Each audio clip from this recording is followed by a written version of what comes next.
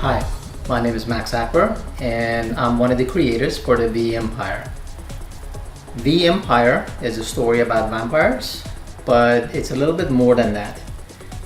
It's about a father and daughter and their relationship and how they progress through this 5 issues that we've developed.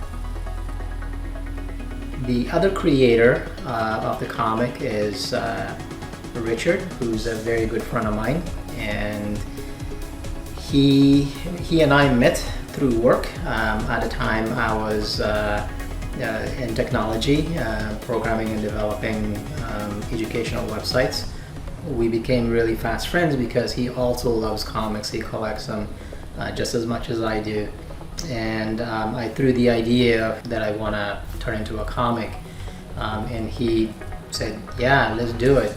So he and I got together and had ideas about who lives and who dies. V Empire has been a story I wanted to tell for a very long time, but I never really thought that I could do it justice. I realized that it was very difficult. It was a very big challenge. I didn't know what I got myself into, and so I asked for help, and I got some other professionals who actually do this day in and day out. I reached out to Stuart Moore, who is all the credit really should go to him as a writer, because he did write all the issues. Let's see, in the beginning, Max came to me with this whole grand science fiction idea. He'd worked out a fair amount of the backstory and this great visceral first scene.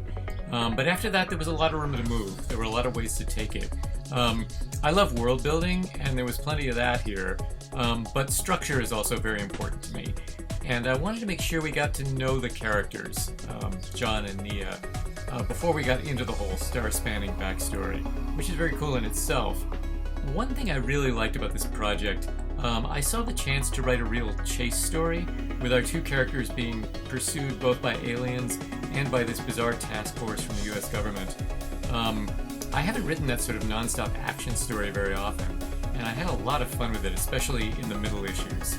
There's a bit right around the midpoint of the story where everything seems lost.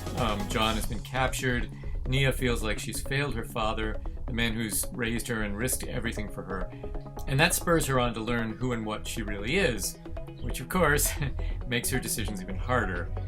At heart, I think this is a story about finding yourself and about learning who and what to trust in this world, which can be very challenging. On the art side, Max designed the characters and did some of the pencil art, along with Val Semix. Max's work is delicate and character-oriented.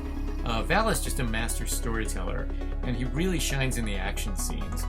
The whole of Chapter 2 is a chase through the desolate Yukon region, and you can really feel the cold and desperation in the art, both in the settings and in Val's expressions. That all came together beautifully. Kim DeMolder, who's one of the inkers, but there was other inkers and colorists, and I've seen their work before, and it was absolutely phenomenal, and I wanted to definitely get some really great minds, great talent to make this book that much more. And hopefully we have presented a really great story for you guys, and hopefully that you guys will enjoy it as much as we've loved doing it. I set out to do this because of a personal goal, and it was my love for comics. So yeah, that's basically my story, and like I said, I hope that you love the book as much as we love doing it.